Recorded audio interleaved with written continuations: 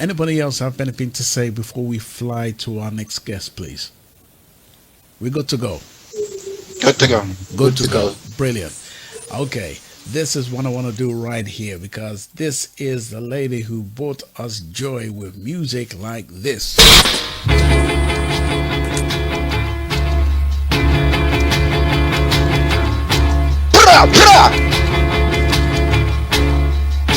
Sing out, Empress. No, no, no.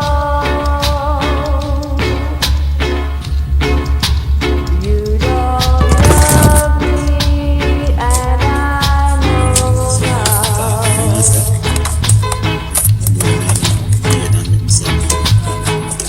Mute your mic, Fitz. No, no, no.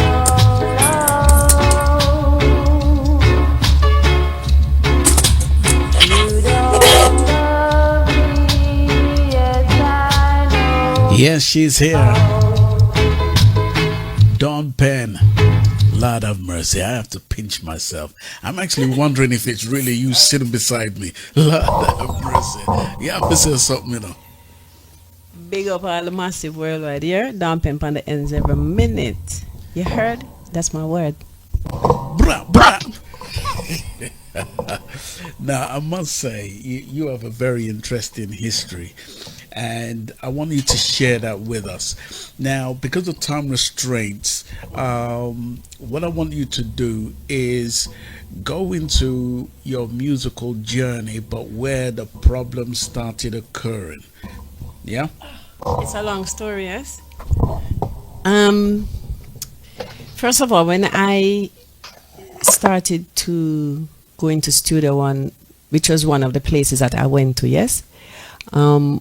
I was just all about recording music because I had my friends like the Paragons, Mr. Evans from the Paragons and all these people. Bless up everyone at this moment in time anyway. Sorry about that. And at the end of the day, I started recording, and my main thing at the time was to hear my voice on the radio.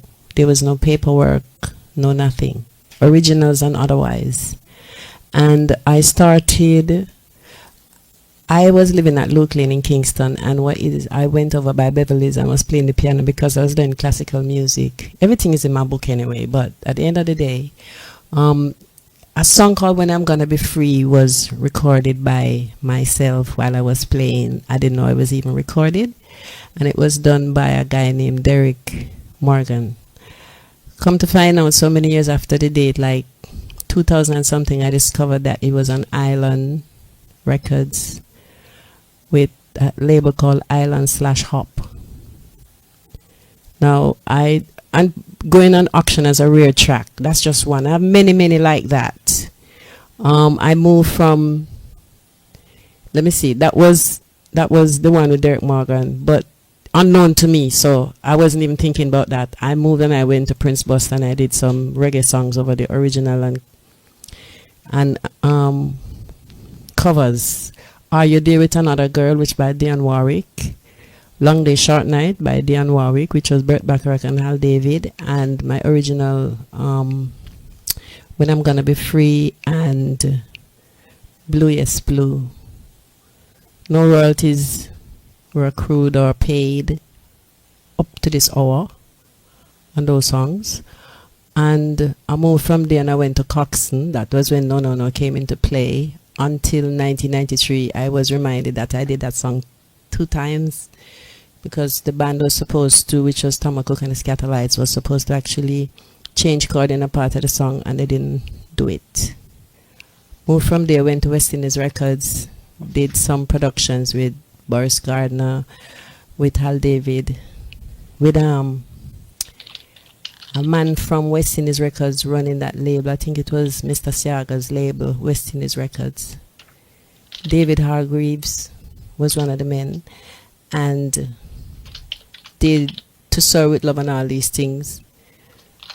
Come to find out, people like Bunny Lee have that particular track, and what I was hearing is that the man for West Indies Records said he was going out of business, and he managed to get that track. But overall, at the end of the day, when I checked it out, I had so many songs that I had recorded before I left Jamaica in 1970 to check out my father's roots in the Tortola of the British Virgin Islands that I was, what is the word, pushed by my own self to say, let me do an album of music that I did from back in the day, and I did one, which became Vintage One, and then after I did Vintage One, I discovered it was a lot more than I ever have, so I did a Vintage Two and dropped in some tracks of my production. And then Studio One had a reunion back in somewhere around 1991, and I worked with Vanna McGowan to spearhead that show for Studio One's 35-year anniversary as her secretary or PA, as they call it. And Celia and Clevie came by the rehearsal, and I was singing a Diana Ross song, baby, baby, baby, don't you leave me. And I sing no, I said, the curse of bad word. She never lose it, you know. So it turns out now that this song, we were doing an album over Dumbarton Avenue with Sly and Robbie and so forth, but my track when it came out was running the album, so they had to put as a single from Heartbeat. It became a deal with Atlantic for 8 years. And after that, I started to tour a lot. Some of these things which I just spoke about is a learning curve. I never really had all those things because the manager was doing everything anyway. And in the genre of my life, on the road, I really never had certain experiences that people have. But the tour manager and the business manager and all these different managers, it is just one manager doing everything. And I don't know who those other people were. I never met them. I just know that somebody driving the van or whatever. But, you know, I've heard of hang-ups and things. Anytime I'm on the road, when night shuts in, I'm in a hotel.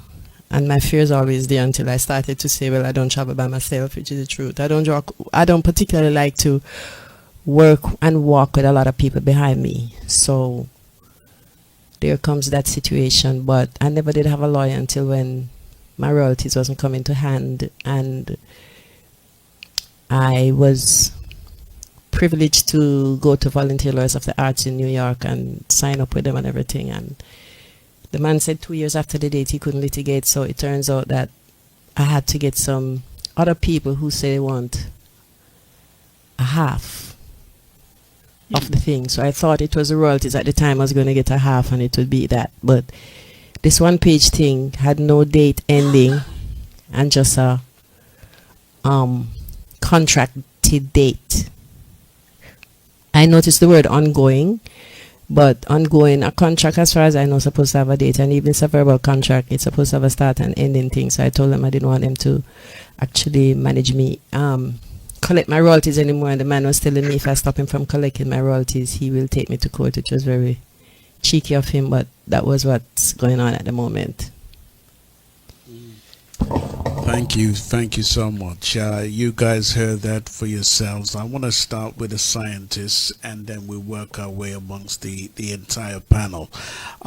Scientists. When I wake up in the morning, here down in my eyes, she says hi. Turn on the radio, tune into general culture, everything's fine. This is G Vibes, and you're in tune to the 10-star general culture on Stockade Radio. Big it up every time, scene.